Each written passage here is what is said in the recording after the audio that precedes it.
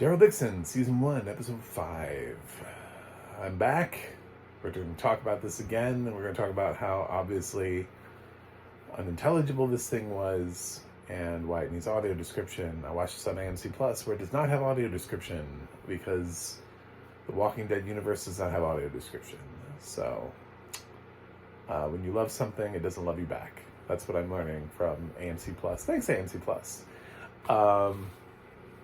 But I refuse to give up my battle, and I'm going to keep talking about Daryl Dixon as I understand it. So we're still in France. Surprisingly, not as much French in this episode. However, there's a lot of French towards the end, which didn't really help. Large conversations that are in a language where I can't read the subtitles because I'm blind don't necessarily help the situation.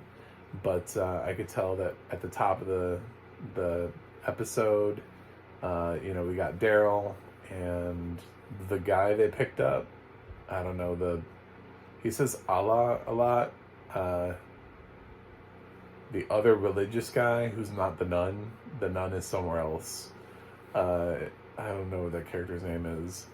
And the boy are all together, and I did put spoilers at the top, so I did catch the fact that the other guy, whose name I don't know, and apparently don't need to know because he was only in like 2 episodes, he dies somehow. I don't really know how. He seems like he fell on something or leaned on. I don't really know. They weren't attacked by zombies. He just kind of just died. He's just kind of like, he's like, damn it, I fell asleep in the wrong place, and now I'm dying. You must protect the kid. Go on without me. Here, take this. It's a ticking compass, which must mean it's also a watch. And, so there you go. There is more of a focus on Daryl's backstory and how he got here, which is great for those of us who are struggling with subtitles, because it means we get some Daryl in America scenes. Daryl talking to other people who speak English with American accents, so we can tell he's still over in America. He's been asked to do something to earn gas. This was really hard for me because it felt like he was asked to round up zombies. That's what it felt like. And obviously because they learned from the Whisperers how to walk, how to whisper and walk the dead. Daryl is obviously way better at this than anybody else. And so there's, he comes back and then people are like, damn. And this one kid who couldn't get anybody is like trying to ask him. He's like, can I help you? Is there any way? Do you need we could split it. We could share, I have to be able to bring stuff back. And, obviously, Daryl's like, get out of here, kid. This place isn't for you. He's trying to save this kid's life. Later on, we find out that somebody obviously killed the kid because Daryl gets really mad and breaks the rules of his camp where he punches another guy in the face because he sees the other kid walking around as a zombie. Obviously, he mentions that he has rope burns around his neck. So he didn't just get bitten and turned. Somebody lazily decided to just murder him and thought nobody would notice. Daryl attacks whoever it was, and I don't know. At that point, I was like, I don't really know what's happening. I don't know where we're going. Are we on a boat after this? I think they're on a boat. I think this is how Daryl gets on a boat. Not really sure. It's, again, really hard to follow. They do get to somewhere in this jumble of everything. Daryl gets to a radio where he tries to radio back to home base. And we do hear who he says is Carol, although that did not sound like Melissa McBride in the slightest to me at all. That sounded like the scene was shot when Melissa was still not attached to the series and they found somebody and they just They were like, well, it's going to be over radio and there's going to be a lot of hissing. So people won't notice that it's not really Melissa McBride. I noticed it's not really Melissa McBride. I watched 11 seasons of this fucking show. I know when it's Melissa and when it's not Melissa. So, there's that little great moment where right before the radio dies, Carol's like, oh, so-and-so returned, but when she says the name of whoever returned, like, it crackles, so it's like, hey, I wanted to tell you, returned, and Daryl's like, what? Who came back? And then he can't make any contact again with Carol. It's just like the signal's lost. So, great, we don't know. It could be anybody. It could just be some mundane character. Could be Rick or Michonne. Could be a hint at how that series is going to end. Could be, I don't know, Negan from Dead City. Could be anybody could have returned. We have no idea. So that was really well done. Kudos to that.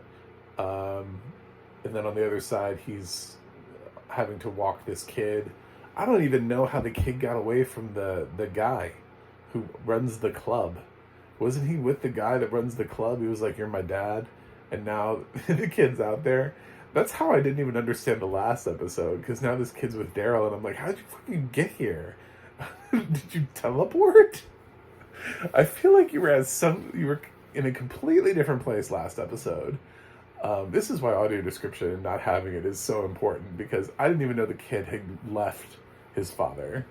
It was just blown away. So now he's walking around with Daryl, and he keeps wanting to not wanting to do things like kill animals. And Daryl's like, you have to do this to eat food. Like, you have to, get out. And the kid's like, I don't want to. No, this isn't nice. I don't do things like this. I know. And then later on, he's like, I'll do whatever you tell me to. And he's like, well, you haven't been doing that, so you just keep bitching about how you don't want to do things. So the kid is just terrible at following direction. So, yeah, he's just... oddly enough, this army that's floating around is looking for the kid. I don't know why. I don't know what's so important about this kid. The fact that they're looking for him means they must think he actually has some significance or importance, that he might be the Messiah. So, otherwise, why would you look for him? He's just a fucking kid. Either you believe the mumbo jumbo or you don't. Otherwise, it's a kid. Who cares? People don't run around looking for RJ. Who gets name dropped in this episode, by the way, when the kid's trying to get Daryl to name off some people that he misses, some family and friends. The kid's like, I know nothing about you. And Daryl's like, well, there's Judith, there's RJ, there's Connie, there's Ezekiel, there's Carol. I was like, Ezekiel got name dropped? Ezekiel. I would have thought maybe Rick or Merle, but Ezekiel got in there? I didn't realize Daryl and Ezekiel were that close. There was no Michonne drop, no nothing. It was Ezekiel. I was like, damn. All right. Okay, Ezekiel's top 5 for Daryl now, dude. He's floating into the BFFs. Got it. All right. But yeah, the Connie drop was obvious to me, and obviously, since they're working Carol back in at some point, I don't know when, and I have no idea how she's going to show up in this series, but she did rejoin it, so at one point we will get to see Carol again, maybe even season 2. She may be joining it for season 2. Eventually Daryl gets captured, and we sort of end the sequence with like lots of zombie noises and some French dude shouting, like, Dixon! Dixon! It's your time now! You killed my brother! And then that's kind of how the episode ends. So, I didn't really know what's going on. If you felt like that was a solid recap and you're like, actually, he pretty much nailed that, then let me know.